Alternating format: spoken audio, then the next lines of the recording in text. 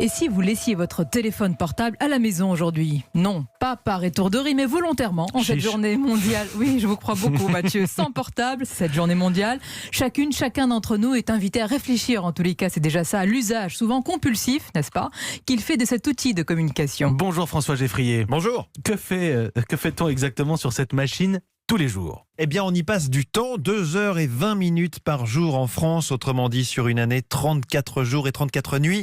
C'est bien sûr une moyenne qui englobe quelques cas particuliers. Une demi-heure. 10 heures par jour.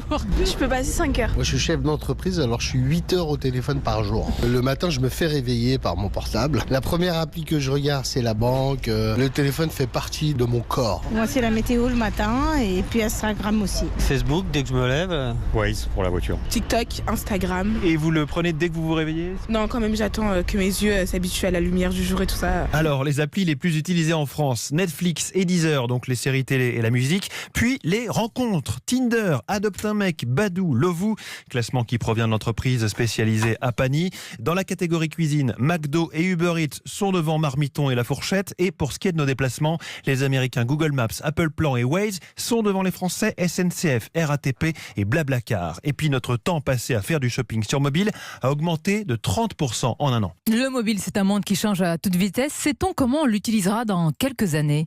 Eh bien là, on ne va pas parler de la 5G qui arrive en France cette année ou même des écrans pliables ou enroulables, mais d'un autre type d'innovation que nous décrit l'analyste Thomas Husson du cabinet Forrester. Maintenant qu'il y a de plus en plus de capteurs embarqués, il va nous aider à scanner le monde autour de nous.